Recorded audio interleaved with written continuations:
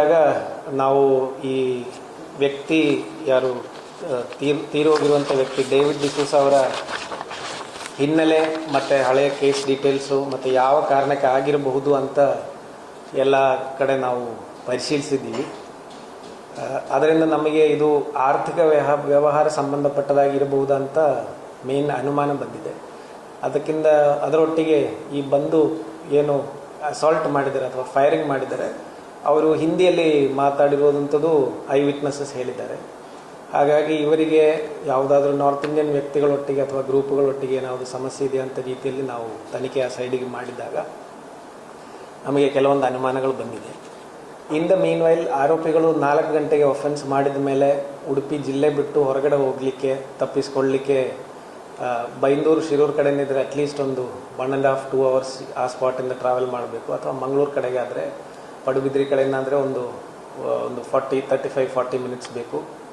ಅದೇ ರೀತಿ ನಮ್ಮ ಹೆಬ್ರಿ ಆಗುಂಬೆ ಕಡೆಯಿಂದಿದ್ದರೆ ಅದು ಆಗ್ತದೆ ಒಂದು 1.5 hour ಅಂತ ನಿಟ್ಟಿನಲ್ಲಿ ನಾವು ಎಲ್ಲ ಕಡೆ ಚೆಕ್ ಪೋಸ್ಟ್ ಅಳವಡಿಸಿದ್ದೀವಿ. ಎಲ್ಲ ಕಡೆ ಚೆಕ್ ಪೋಸ್ಟ್ಗಳನ್ನು ಅಳವಡಿಸಿ ತ್ವರಿತವಾಗಿ ಸರ್ಚನ್ನು ಶುರು ಮಾಡಿದ್ದೀವಿ. ಅದಾದಮೇಲೆ ಅದರೊಟ್ಟಿಗೆ ನಮ್ಮ ಕುಂದಾಪುರ ಮತ್ತು ಉಡುಪಿ ರೈಲ್ವೆ ಸ್ಟೇಷನ್ಗಳಲ್ಲೂ ನಾವು ಚೆಕಿಂಗ್ ಶುರು ಮಾಡಿದ್ದೀವಿ. ಪ್ಯಾರಲಲ್ಲಿ ಉತ್ತರ ಕನ್ನಡ ಜಿಲ್ಲಾ SP ಅವರ ಹತ್ರ ಮಾತಾಡಿ ಸಿರ್ಸಿ, ಕುಮಟಾ ಮತ್ತು ಇತರ ಏರಿಯಾಗಳಲ್ಲಿ ರೋಡ್ ಚೆಕ್ ಪೋಸ್ಟ್ಗಳು ಮಾಡಿದ್ದೀವಿ. ಅದೇ ರೀತಿ ಭಟ್ಕಳ ರೈಲ್ವೆ ಸ್ಟೇಷನ್, ಅಂಕೋಲಾ ಮತ್ತು ಇತರ ರೈಲ್ವೆ ಸ್ಟೇಷನ್ಗಳಲ್ಲೂ ಚೆಕ್ಕಿಂಗಿಗೆ ವ್ಯವಸ್ಥೆ ಮಾಡಿದ್ದೀವಿ.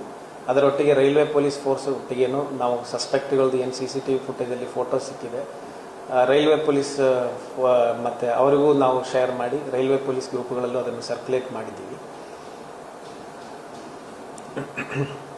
ಇದಾದ ನಂತರ ಈ ಸರ್ಚ್ ಪ್ರೊಸೆಸ್ ನಡೀತಾ ಇರುವಾಗ ಒಂದು ಕಡೆ ನಮ್ಮ ಬೈಂದೂರಲ್ಲಿ ಒಂದು ಚೆಕ್ ಪೋಸ್ಟ್ ಹತ್ರ ಬಂದಿರುವಂಥ ಒಂದು ಬಸ್ಸಿನವರು ಪೊಲೀಸ್ ಚೆಕ್ಕಿಂಗ್ ಎಲ್ಲ ಕಡೆ ನೋಡಿ 3 ವ್ಯಕ್ತಿಗಳು ಹಿಂದೆ ಇಳಿದು ಬೇರೆ ಬೇರೆ ಕಡೆ ಬೈಂದೂರು ಮತ್ತು ಎಡ್ತರೆ ಮತ್ತು ಈ ಥರ ಏರಿಯಾಗಳಲ್ಲಿ ಬೇರೆ ಬೇರೆ ಕಡೆ ಇಳಿದು ಹೋಗಿದ್ದಾರೆ ಅಂತ ನಮಗೆ ಮಾಹಿತಿ ಕೊಡ್ತಾರೆ. ಅದರ ಮೇಲೆ ನಾವು ಬೈಂದೂರಲ್ಲಿ ನಾವು ಸರ್ಚನ್ನು ತುಂಬ ವೈಡಾಗಿ ಸರ್ಚ್ ಮಾಡ್ತೀವಿ. ನಮ್ಮ ಈ ಕುಂದಾಪುರ ಸಬ್ ಡಿವಿಷನಲ್ಲಿರುವಂಥ ಸಿಬ್ಬಂದಿಗಳು ಮತ್ತು ಉಡುಪಿ ಸಬ್ ಡಿವಿಷನಲ್ಲಿರುವಂಥ ಸಿಬ್ಬಂದಿಗಳನ್ನು ಸಹ ನಾವು ಬೈಂದೂರು ಕಡೆಗೆ ಕಳಿಸಿ ಸರ್ಚನ್ನು ಶುರು ಮಾಡಿದ್ದೀವಿ. ಪ್ಯಾರಲಲ್ಲಿ ಈ ಇಳಿದು ಹೋಗಿರುವಂಥವರು ಬೇರೆ ಬಸ್ ಹತ್ತಿ ಮುಂದೆ ಹೋಗಿರಬಹುದು ಅಂತ ಪಾಸಿಬಿಲಿಟಿ ಇರೋದರಿಂದ ಭಟ್ಕಳ ಕಡೆ ಮತ್ತು ಉತ್ತರ ಕನ್ನಡದಲ್ಲೂ ಸರ್ಚನ್ನು ತ್ವರಿತಪಡಿಸಿದ್ದೀವಿ. ಅದಾದ ನಂತರ ನಾವು ಚೆಕ್ಕಿಂಗ್ ಮಾಡುವಾಗ ಇದೇ ಥರ ಅಲ್ಲಿಂದ ಒಂದು ಮಾಹಿತಿ ಬಂದಿದೆ. ಒಬ್ಬ ವ್ಯಕ್ತಿ ಅನುಮಾನಾಸ್ಪದ ರೀತಿಯಲ್ಲಿ ಹೊತ್ತಿನೇನೆ ಕಡೆ ಹೋಗಿದ್ದಾರೆ ಅಂತ ನಮಗೆ ಮಾಹಿತಿ ಸಿಕ್ಕಿದಾಗ ನಮ್ಮ ಪೊಲೀಸ್ ತಂಡ ಅದರ ಮೇಲೆ ಹೋಗಿ ಸರ್ಚ್ ಮಾಡಿದಾಗ ಅದರಲ್ಲಿದ್ದ ನಮ್ಮ ಈ ಪ್ರಕರಣದಲ್ಲಿ ಶೂಟರ್ ಆಗಿರುವಂತಹ ರಾಜು ಅವರು ಈತ ಅಂತ ಹೇಳಿ ಉತ್ತರ ಪ್ರದೇಶ್ ಮೂಲದವರು. ಆ ವ್ಯಕ್ತಿ ವಿತ್ ಅವರ ಬ್ಯಾಗ್ ಆ್ಯಂಡ್ ವೆಪನ್ ಅಲ್ಲಿ ಕಂಡು ಬಂದಿದೆ. ಅವರನ್ನು ಅರೆಸ್ಟ್ ಮಾಡೋಕ್ಕೆ ಪ್ರಯತ್ನ ಪಡೋದರಲ್ಲಿ ನಮ್ಮ PSI ತೇಜಸ್ವಿ ಅವರಿಗೆ ಮೈನರ್ ಇಂಜುರೀಸ್ ಆಗಿದೆ. ಬಟ್ ಅವರನ್ನು ಮತ್ತೆ ಅವರ ಹತ್ರ ವೆಪನ್ ಇರೋದ್ರಿಂದ ಮತ್ತು ಅವರು ವೆಪನ್ ಫೈರ್ ಮಾಡಿರೋದ್ರಿಂದ ಮತ್ತು ಸೆಲ್ಫ್ ಪ್ರೊಟೆಕ್ಷನಲ್ಲಿ ಅವರಿಗೆ ಫೈರ್ ಮಾಡಿ ಅವರನ್ನು ಅರೆಸ್ಟ್ ಮಾಡಿ ವಶಕ್ಕೆ ತಗೊಂಡು ಕೂಡಲೇ ಬೈಂದೂರು ಆಸ್ಪತ್ರೆಗೆ ಹೋಗಿ ಪ್ರಿಲಿಮಿನರಿ ಟ್ರೀಟ್ಮೆಂಟ್ ಕೊಟ್ಟು ಪ್ರೈಮರಿ ಟ್ರೀಟ್ಮೆಂಟ್ ಕೊಟ್ಟು ಮತ್ತು ಅಜ್ಜರ್ ಕಾರ್ಡ್ ಹಾಗೂ ಆಮೇಲೆ KMCಗೆ ಶಿಫ್ಟ್ ಮಾಡಿದ್ದೀವಿ. ಅದಲ್ಲದೆ ಉಳಿದ 2 ಆರೋಪಿಗಳು ಇದೇ ರೀತಿ ಮುಂದೆ ಹೋಗಿರ್ತಾರೆ ಅಂತ ಹೇಳಿ ಅದರ ಬಗ್ಗೆ ಸರ್ಚ್ ನಮ್ಮ ಟೀಮ್ಸು ಭಟ್ಕಳ ಸೈಡಿಗೆ ಹೋಗಿದ್ದಾರೆ. ನಮ್ಮ ಇಲ್ಲಿಂದ ಈ ಡೈರೆಕ್ಷನ್ ಅಲ್ಲಿಗೆ ನಾವು ಸರ್ಚ್ ಮಾಡ್ತಿದ್ವಿ, ಆ ಸೈಡಿಂದ ಉತ್ತರ ಕನ್ನಡದವರು ಸರ್ಚ್ ಮಾಡ್ತಿದ್ವಿ. ಅದಾದಮೇಲೆ ಇವತ್ತು ಬೆಳಗಿನ ಜಾವ ಉಳಿದ 2 ಜನ ಆರೋಪಿಗಳು, ಒಬ್ಬರು ಭಟ್ಕಳದಲ್ಲಿ, ಇನ್ನೊಬ್ಬರು ಕುಮಟದಲ್ಲಿ ಇದೇ ರೀತಿ ಬಸ್ ಚೆಕ್ಕಿಂಗಲ್ಲಿ ನಮಗೆ ಸಿಕ್ಕಿರ್ತಾರೆ. ಈ 3 ಜನ ಆರೋಪಿಗಳದ್ದು CCTVಯಲ್ಲಿ ತುಂಬ ಕ್ಲಿಯರಾಗಿ ಮ್ಯಾಚಿಂಗ್ ಆಗಿರೋದ್ರಿಂದ ಮತ್ತು ಅವ್ರದ್ದು ಕ್ರಿಮಿನಲ್ ಹಿನ್ನೆಲೆ ಚೆಕ್ ಮಾಡಿದಾಗ ಇದರಲ್ಲಿ ಮೇನ್ ಆರೋಪಿಯಾಗಿರುವಂತಹ ರಾಜು ಎಂಬವರು ಉತ್ತರ ಪ್ರದೇಶನವರು. ಅವ್ರ ಮೇಲೆ ನಮಗೆ ಸದ್ಯಕ್ಕೆ ಪೊಲೀಸ್ ರೆಕಾರ್ಡ್ಸಲ್ಲಿ 26 ಪ್ರಕರಣಗಳು ಸಿಕ್ಕಿದೆ. ಅದರಲ್ಲಿ ಇದೇ ಥರ ವೆಪನ್ಸ್ ಯೂಸ್ ಮಾಡಿರುವಂಥದ್ದು, ಮರ್ಡರು, ಎಕ್ಸ್ಟಾರ್ಷನ್ ಮತ್ತು ಮಹಿಳೆಯರ ಮೇಲೆ ಹಲ್ಲೆ ಆಗಿರುವಂಥದ್ದು, ಈ ಥರ ಸುಮಾರು, ಮತ್ತು ರಾಬರಿ, ಈ ಥರ ಸುಮಾರು ಪ್ರಕರಣಗಳು ನಮಗೆ 5 ಬೇರೆ ಬೇರೆ ಸ್ಟೇಟ್ಗಳಲ್ಲಿ ಮಾಡಿದ್ದಾಗಿ ಕಂಡು ಬಂದಿದೆ. ಮಹಾರಾಷ್ಟ್ರ, ಡೆಲ್ಲಿ, ಉತ್ತರ ಪ್ರದೇಶ, ರಾಜಸ್ಥಾನ್ ಮತ್ತು ಇತರ ಸ್ಟೇಟ್ಗಳಲ್ಲಿ 5 ಸ್ಟೇಟ್ಗಳಲ್ಲಿ ಆರೋಪಿ A1 ಸದ್ಯಕ್ಕೆ ನಮಗೆ ಸಿಕ್ಕಿರುವಂಥದ್ದು.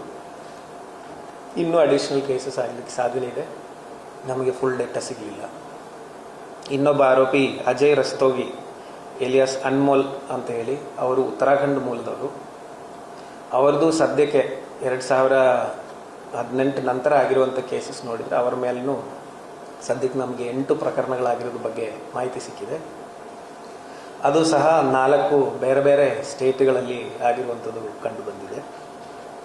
3ನೇ ಆರೋಪಿ ಜಿಯಾವುಲ್ಲಾ ಅಂತ ಹೇಳಿ, ಜಿಯಾವುಲ್ ವಾಜುಲ್ ಶೇಖ್ ಎಲಿಯಾಸ್ ದೀಪಕ್ ಅಂತ ಹೇಳಿ, ಆ ವ್ಯಕ್ತಿದು ಕ್ರಿಮಿನಲ್ ಹಿನ್ನೆಲೆ ಚೆಕ್ ಮಾಡಿದಾಗ ಮುಂಬೈ ಪೊಲೀಸಲ್ಲಿ ಸದ್ಯಕ್ಕೆ 12 ಕೇಸಸ್ಗೂ ಡೀಟೇಲ್ಸ್ ಸಿಕ್ಕಿದೆ. ಅದರಲ್ಲಿ ರಾಬರಿ, ಡಕಾಯಿಟಿ, ಫೈರಿಂಗ್ ಇನ್ಸಿಡೆಂಟ್ಸ್ ಆಗಿರೋದೆಲ್ಲ ನಮಗೆ ಕಂಡು ಬಂದಿದೆ.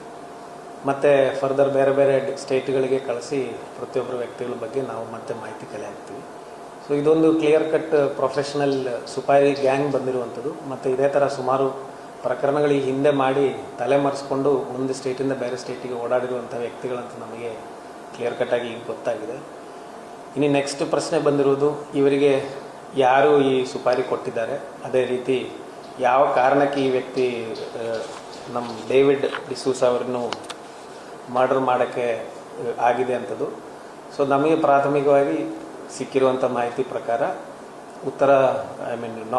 ನಾರ್ತ್ ಇಂಡಿಯಾದಲ್ಲಿರುವಂತಹ ಒಂದು ಸ್ಟೇಟಲ್ಲಿರುವಂತಹ ಒಬ್ಬ ವ್ಯಕ್ತಿ, ಇವರೊಟ್ಟಿಗೆ ಫೈನಾನ್ಷಿಯಲ್ ವ್ಯವಹಾರ ಇದ್ದ ಒಬ್ಬ ವ್ಯಕ್ತಿ ಈ ಕೆಲಸವನ್ನು ಮಾಡಿಸಿದ್ದಾರೆ ಅಂತ ನಮಗೆ ಪ್ರಾಥಮಿಕವಾಗಿ ತಿಳಿದು ಬಂದಿರುವುದು. ಅದು ಸದ್ಯಕ್ಕೆ ತನಿಖೆಯಲ್ಲಿ ಇರೋದ್ರಿಂದ ಅದರದ್ದು ಫರ್ದರ್ ಡೀಟೇಲ್ಸ್ ನಮಗೆ ಡಿಸ್ಕ್ಲೋಸ್ ಮಾಡೋಕ್ಕಾಗಲ್ಲ. ಮತ್ತು ಅದಲ್ಲದೆ ಇಲ್ಲಿ ಅವರು ಘಟನೆಗೆ ಯೂಸ್ ಮಾಡಿರುವಂಥ ಮೋಟರ್ ಸೈಕಲು ಯರ್ಮಾಳ್ ಹತ್ರ ಬಿಟ್ಟು ಹೋಗಿರುವಂಥದ್ದು ನಮ್ಮ ಗಮನಕ್ಕೆ ಬಂದು ಅದನ್ನು ಮಾಜರ್ ಮಾಡಿ ಸೀಸ್ ಮಾಡಿದ್ದೀವಿ. ಅದೇ ರೀತಿ ಘಟನೆಗೆ ಯೂಸ್ ಮಾಡಿರುವಂಥ ಪಿಸ್ಟಲ್ ಏನಿದೆ ಅದನ್ನು ಸೀಸ್ ಮಾಡಿ ರಿಕವರಿ ಆಗಿದೆ. ಇವರೆಲ್ಲ ಪ್ರೊಫೆಷ್ನಲ್ಸ್ ಇದ್ದಾರೆ. ಪ್ರತಿಯೊಬ್ಬರ ಹತ್ರ 2-3 ಫೋನ್ಸು ಮತ್ತು 3 ಅಥವಾ 4 ಸಿಮ್ ಕಾರ್ಡ್ಸು. ಮತ್ತು ಯಾವ ಲೆವೆಲಿಗೆ ಅಂತ ಹೇಳಿದರೆ, ಇದರಲ್ಲಿ ಇರುವಂಥ 3 ವ್ಯಕ್ತಿಗಳಿಗೆ ಒಬ್ಬೊಬ್ರದ್ದು ನಿಜವಾದ ಹೆಸರು ಅಥವಾ ಐಡೆಂಟಿಟಿ ಬಗ್ಗೆ ಫುಲ್ ಕ್ಲಾರಿಟಿ ಇಲ್ಲ. ಆ ಒಂದು ಲೆವೆಲ್ ಆಫ್ ಪ್ರತಿಯೊಬ್ಬರಿಗೂ 2-3 ಐಡೆಂಟಿಟೀಸ್ ಇಟ್ಕೊಂಡು ಪ್ರೊಫೆಷ್ನಲ್ ಕಿಲ್ಲರ್ಸ್ ಆಗಿ ಓಡಾಡ್ತಿರುವಂಥದ್ದು ಕಂಡು ಬಂದಿದೆ. ಘಟನಾ ಸ್ಥಳದಲ್ಲಿ ಬಂದು ಮಾಡಿರುವಂಥವರಿಗೆ ಕೋಆರ್ಡಿನೇಟ್ ಮಾಡಿದ 3 ವ್ಯಕ್ತಿ ಈಗ ಅರೆಸ್ಟ್ ಆಗಿದ್ದಾರೆ. ಅದಲ್ಲದೆ ಇವರಿಗೆ ಮತ್ತೆ ಲೋಕಲಿ ಲಾಜಿಸ್ಟಿಕ್ ಸಪೋರ್ಟ್ ಕೊಟ್ಟಿರುವಂಥದ್ದು. ನಮಗೆ ತಿಳಿದ ಪ್ರಕಾರ ಇವರು 2 ತಿಂಗಳ ಮುಂಚೆ ಇಲ್ಲಿ ಬಂದು ರೆಕ್ಕಿ ಮಾಡಿ ಹೋಗಿದ್ದಾರೆ. ಕೆಲವೊಂದು ಸ್ವಲ್ಪ ಟೈಮ್ ಇಲ್ಲಿ ಸ್ಟೇ ಮಾಡಿದ್ದಾರೆ, ಉಡುಪಿಯಲ್ಲೇ ಸ್ಟೇ ಮಾಡಿದ್ದಾರೆ ಅಂತಲೂ ಮಾಹಿತಿ ಇದೆ. ಸೊ ಇದಕ್ಕೆಲ್ಲ ಯಾರು ಸಾಥ್ ಕೊಟ್ಟಿದ್ದಾರೆ, ಯಾರು ಸಪೋರ್ಟ್ ಮಾಡಿದ್ದಾರೆ, ಅದರ ಬಗ್ಗೆ ನಾವು ಮತ್ತೆ ತನಿಖೆ ಮುಂದುವರಿಸಿ ಇಲ್ಲಿ ಲೋಕಲ್ ಯಾರು ಇವರಿಗೆ ಈ ಮನೆ ಕೊಟ್ಟಿದ್ದು ಇದೆಲ್ಲ ಸಪೋರ್ಟ್ ಏನಿದೆ ಅದನ್ನು ನಾವು ಮತ್ತೆ ಮಾಡ್ತೀವಿ. ಅದಲ್ಲದೆ ಇವ್ರದ್ದು ಫೈನಾನ್ಷಿಯಲ್ ಟ್ರಾನ್ಸಾಕ್ಷನ್ಸು, ಕಾಲ್ ಡೇಟಾ ರೆಕಾರ್ಡ್ಸು ಮತ್ತು ಈ ಥರ ಏನು ಸೈಂಟಿಫಿಕ್ ಎವಿಡೆನ್ಸಸ್ ಕಲೆಕ್ಟ್ ಮಾಡೋಕ್ಕಾಗ್ತದೆ ಅದೆಲ್ಲ ನಾವು ಕಲೆಕ್ಟ್ ಮಾಡ್ತಿದ್ದೀವಿ. ಈಗಾಗಲೇ ಒಬ್ಬ ಸಸ್ಪೆಕ್ಟ್ ವ್ಯಕ್ತಿಯನ್ನು ನಮಗೆ ಡೌಟ್ ಇರುವಂಥದ್ದಕ್ಕೆ ನಮ್ಮ ತಂಡ ಆಲ್ರೆಡಿ ನಾರ್ತ್ ಇಂಡಿಯನ್ ಸ್ಟೇಟ್ಸ್ ಹೊರಟಿದ್ದಾರೆ. ಅವರು ಆದಷ್ಟು ಬೇಗ ಆರೋಪಿಯನ್ನು ಪತ್ತೆ ಮಾಡ್ತಾರೆ ಅಂತ ನಮಗೆ ಕಾನ್ಫಿಡೆನ್ಸ್ ಇದೆ. ಮತ್ತು ಇದಾಗಿರುವಂಥದ್ದು ಬೇಸಿಕಲಿ ನಮಗೆ ತಿಳಿದ ಪ್ರಕಾರ ಏನು UPCLಲ್ಲಿ ಕಾಂಟ್ರಾಕ್ಟ್ ವರ್ಕ್ ಕೆಲಸ ಮಾಡ್ತಿದ್ದಾರೆ, ಅದರ ಸಂಬಂಧಪಟ್ಟಾಗೆ ಹಣದ ವಿಚಾರದಲ್ಲಿ ಇನ್ನೊಬ್ಬ ವ್ಯಕ್ತಿಯೊಟ್ಟಿಗೆ ಆಗಿರುವಂತಹ ಹಣದ ವಿಚಾರದ ವ್ಯತ್ಯಾಸ ಅಂತ ನಮಗೆ ಸಿಕ್ಕಿರುವಂಥ ಎವಿಡೆನ್ಸಸ್ಸು ಮತ್ತು ಕನೆಕ್ಟ್ ಆಗಿರುವಂಥ ಸೈಂಟಿಫಿಕ್ ಎವಿಡೆನ್ಸಸ್ ಇದೆ, ಇದುವರೆಗೂ ಗೊತ್ತಾಗಿರೋದು. ಮತ್ತೆ ತನಿಖೆ ಮುಂದುವರಿಯುವಾಗ ಮತ್ತು ಇದರ ಬಗ್ಗೆ ಅಡಿಷನಲ್ ಮಾಹಿತಿಗಳನ್ನು ನಾನು ನಿಮಗೆ ಸ್ಪಷ್ಟಪಡಿಸ್ತೇನೆ. ಸರ್, ಆ ಗುತ್ತಿಗೆ ಎಲ್ಲಿಯವರು ಹಿಂದೆ ಬಯಸ್ಕೊಂಡು ಆ ಗುತ್ತಿಗೆ ತಗೊಂಡುಕೊಂಡವರ ವ್ಯಕ್ತಿ ಎಲ್ಲಿಯವರಂತ ಒನ್ ಆಫ್ ದ ನಾನು ಹೇಳಿದ್ದು ಉತ್ತರ ಪ್ರದೇಶ್, ಹರಿಯಾಣ, ರಾಜಸ್ಥಾನ್, ಪಂಜಾಬ್ ಈ ಏರಿಯಾದಿಂದ ಇದ್ದಾರೆ ಅಂತ ನಮಗೆ ಪ್ರಾಥಮಿಕ ಮಾಹಿತಿ ಇರೋದು. ಅದನ್ನು ಹುಡುಕಲಿಕ್ಕೆ ನಮ್ಮ ಟೀಮ್ ಕಳಿಸಿದ್ದೀವಿ.